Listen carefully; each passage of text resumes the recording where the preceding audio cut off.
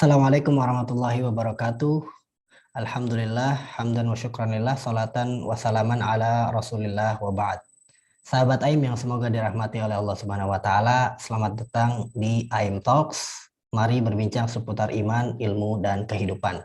Pada episode kali ini spesial, Masya Allah, jarak jauh kami dari studio Mahat AIM Bojongkulur dan Ustadz Abu Hanif, guru kita, hafizahullah taala, saat ini sedang berada di Tanah Haram, di Makkah Al-Mukarramah, perjalanan dari Makkah menuju Jeddah hari ini, Masya Allah.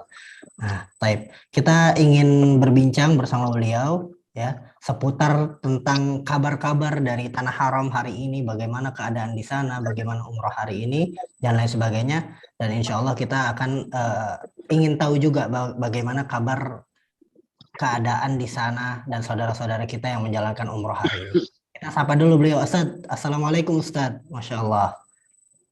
Waalaikumsalam warahmatullahi wabarakatuh, Ustadz Arif Rahman dan juga sahabat AIM dimanapun Anda berada, dari perjalanan dari Mekah ke Jeddah ya sekarang ini. Baru saja kami melewati perbatasan antara Tanah Haram ya dengan di luar Tanah Haram ya.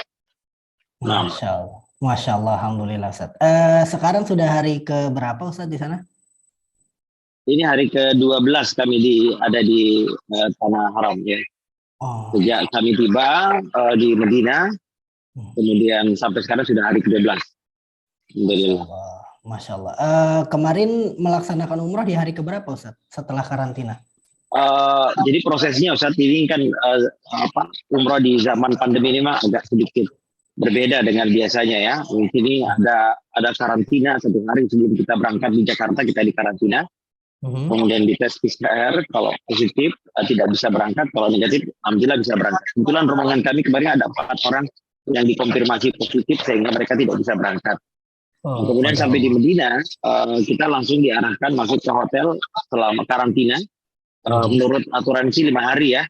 Namun demikian, alhamdulillah kemarin itu ada kebijakan kita hanya 3 hari, sehingga ketika dites PCR dan hasilnya negatif, hari ketiga kita sudah bisa keluar dari kamar. Jadi selama 3 hari itu Ustaz kita hanya di kamar, kita nggak bisa keluar, bahkan makan diantar sampai depan pintu kamar. Dan ini cukup unik ya menurut kami, tapi juga mengharukan. Gimana tidak mengharukan Ustaz, kita di kamar kami itu persis di bawahnya adalah halaman masjid ya, sehingga setiap azan kita mendengar suara azan, kemudian melihat bagaimana kaum muslimin ke masjid. Ini ada rasa kangen, tapi ya harus kami tahan dulu karena mengikuti protokol kesehatan yang diberikan oleh pemerintah Saudi Arabia terhadap jamaah umrah yang berdatangan. Dan harus kami akui bahwasanya sekarang ini bulan Februari ini, awal Februari, kami kemarin lihat jamaah umrah itu berdatangan dari seluruh negeri. Sampai negeri yang mungkin dulu saya jarang melihat ya, sekarang ini Masya Allah. Saya alhamdulillah Ustadz Arif diberi Allah Azza Jalla nikmat bisa tiap tahun umrah haji sejak tahun 2000 ya, hampir 21 tahun. Nah, Anda nggak pernah lihat tuh ada Kirgistan, Kazakhstan, Uzbekistan, itu kemarin itu Masya Allah memenuhi masjid. Ya, memenuhi masjid dari daerah-daerah pecahan Uni Soviet itu datang. Kemudian yang biasa ya negara-negara di Afrika seperti Mesir, Aljazair, kemudian daerah Arab ya seperti Irak, kemarin juga banyak dari Irak, dari Syam, kemudian juga tentu dari kita dari Asia Tenggara ya, Malaysia dan Indonesia yang lebih mendominasi. Walaupun kemarin-kemarin itu Indonesia belum terlalu banyak. Namun ini Ustaz, ini kaum muslimin menahan rindu yang amat sangat ya. Kita tahu bahwasanya tanah Mekah ini adalah tanah yang dijadikan Allah Azza wa Jalla sebagai pusat kiblat kaum muslimin, bukan hanya kiblat secara zahir tapi juga kiblat hati mereka ya, merindukan tempat ini. Bagaimana doanya Nabi Ibrahim ya, waj'al afidatan minan nasi tahwi ilaihim. Ya Allah, jadikanlah hati setiap manusia rindu, cenderung condong kepada tempat ini. Ya alhamdulillah, jadi selama 2 tahun ketika dibuka pintu ini, maka Masya Allah berbondong-bondong setiap kaum muslimin datang untuk menziarahi 2 tanah suci, yaitu kota Madinah, di mana di sana kita ada ziarah ke Masjid Nabawi, kemudian juga berziarah ke tempat-tempat yang disunahkan seperti ziarah ke Baqi, seperti ziarah ke Masjid Kuba, ziarah ke makam syuhada, dan juga tentu adalah berziarah ke makam Rasulullah Sallallahu Alaihi Wasallam. Nah, Ustaz. Sallallahu alaihi wasallam. Masya Allah. Ustaz, kami ingin tanya saat ini setelah new normal pastinya ini kan hitungannya umroh new normal setelah adanya pandemi dan setelah berlalunya pandemi di negeri kita sehingga banyak jemaah yang mulai bisa berdatangan untuk mengunjungi tanah haram untuk menunaikan ibadah umroh, Ustaz. Nah, ibadah umroh yang sekarang kita rasakan itu kira-kira banyak perbedaan nggak, Ustaz? Dan apa yang berubah dari suasana di tanah haram ini, Ustaz, di Makkah Mukarramah dan di Madinah terutama yang kemarin dirasakan? Apa perbedaan dari sebelum pandemi dan setelah pandemi, Ustaz? Nah, Ustaz, barakallahu fiik. Ya, perbedaannya tentu dari sisi ibadah tidak ada yang berubah ya, tapi di sini pengaturan saja, pengaturan lalu lintas, kemudian juga penerapan apa itu ijraat istirazi, apa itu pencegahan apa pencegahan COVID ini. Ya, seperti misalnya kita ini seperti ini gelang, ini ada gelang, Ustaz. Jadi kalau kita dikonfirmasi negatif, maka kita akan dikasih gelang. Ini sarana kita untuk masuk masjid. Nih ada di sini ada barcode-nya. Jadi diperiksa. Kemudian juga ada aplikasi. Kita diminta untuk membuat mendownload aplikasi namanya Tawakkalna. Nah di sini di aplikasi ini ada di situ ada namanya apa? Ada program-programnya. Kapan kita mau berziarah ke Raudhah, kapan kita mau berziarah ke masjid, kapan mau umroh, kapan mau tawaf, itu dikelola. Ada di situ ada izinnya. Di situ dijadwal. Misalnya kita mau tawaf sunnah misalnya, Ustaz.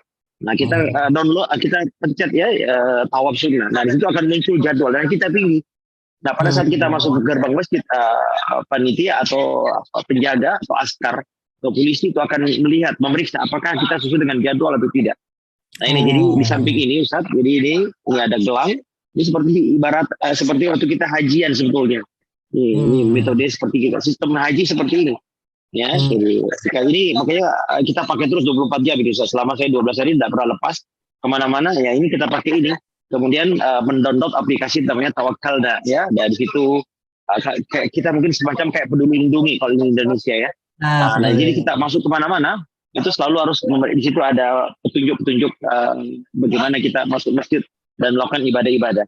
Nah itu aja Ustaz yang membedakan. Jadi pengaturannya, dan harus kita akui, Masya Allah, pemerintah Saudi Arabia sangat luar biasa ya menyiapkan semua ini, dan kita tahu bahwasanya memang tidak mudah saat mengelola penyelenggaraan ibadah haji dan umrah ini yang melibatkan hampir 100 ya, mungkin 150 bahkan lebih dari negara yang datang ke sini dengan bahasa yang berbeda.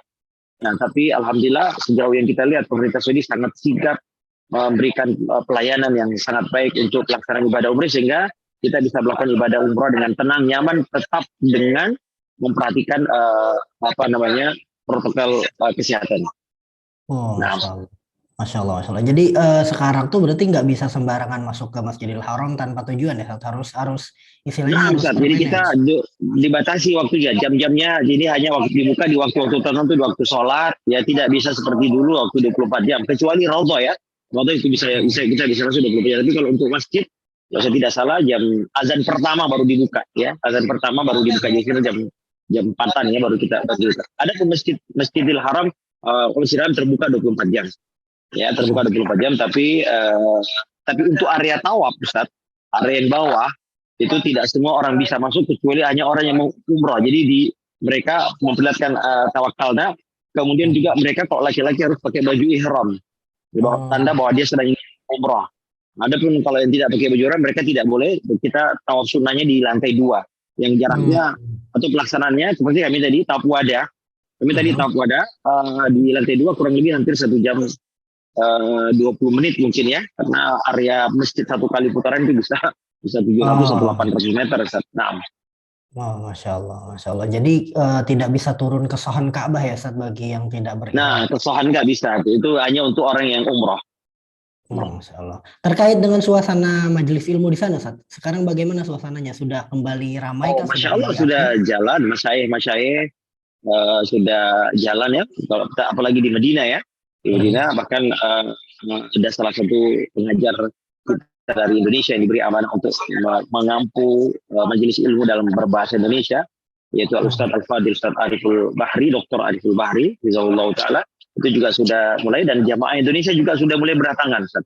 Untuk kami pertama datang nggak begitu banyak ya, tapi ketika kami meninggalkan Madinah itu Masya Allah jamaah Indonesia sudah mulai membludak sebagaimana biasanya. Jamaah kita selalu yang terbanyak ya, jamaah umrohnya, apalagi jamaah hajinya. Jadi untuk majelis-majelis ini sudah jalan dan Masya Allah.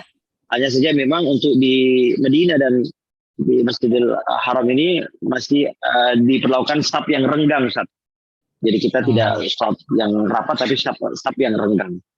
Ya, namun di Mekah ini agak sulit untuk dikontrol ya. Awalnya iya, tapi setelah menjelang azan, menjelang qomat itu sudah mulai ada yang rapat, ada yang renggang. Namun di Medina, Masya Allah relatif lebih ketat ya, karena ada petugas yang selalu mengelilingi untuk mengingatkan untuk menggunakan masker dan juga menjaga jarak stop. Masya Allah. Taib, Ustaz. Mungkin sebelum kami tutup, Ustaz, terima kasih banyak atas infonya. Boleh nggak kasih sedikit tips untuk teman-teman yang mungkin hendak umroh di waktu-waktu yang akan datang? Kira-kira apa yang paling harus dipersiapkan? Apa hal yang paling harus dipersiapkan dengan keadaan di sana yang Nah, tentu pertama adalah ya persiapan yang tentu ya ada persiapan bertakwa kepada Allah Subhanahu wa taala. Takwaan kita kepada Allah Azza wa Jalla, kita kepada Allah Azza wa Jalla, keimanan kita kepada Allah Azza wa Jalla, menjaga diri dari dosa, mengerjakan perintah Allah, ini adalah takwa ya. Kemudian itu juga Ustaz yang paling penting di zaman pandemi ini adalah menyiapkan ilmu ya, karena mungkin ada ibadah-ibadah tertentu yang harus ada penyesuaian ya. Ya, dan ini menuntut ilmu seperti ada sholat jamak, sholat kasar, dan ini banyak di antara kita juga doa-doa. Ini kebiasaan kita di negeri kita ini, orang Indonesia kan kalau berzikir, berdoa, ini kadang-kadang butuh pemandu. Nah, ini di pandemi ini ya seperti ini mungkin tidak bisa ya, karena itu cukup mengganggu, sehingga diharapkan jamaah juga bisa beribadah secara mandiri ya, mulai menghafal doa-doa, bacaan-bacaan, zikir-zikir yang itu bisa insya Allah bisa digunakan di waktu-waktu mustajab atau di tempat-tempat yang mustajab. Kemudian juga tentu Ustaz yang paling penting adalah menjaga kesehatan ya, karena ini menjadi syarat sekarang ini di mana-mana ya, harus lolos tes PCR ya, menjaga stamina, menjaga kesehatan ini sangat penting. Kemudian juga ada yang juga Ustaz, selama ini sebagai tips ya, selama kita di karantina selama 3 hari, ini makanan ini kan kita orang Indonesia agak cukup agak ngewel kalau misalnya makan, maka penting mungkin membawa makanan karena selama 3 hari.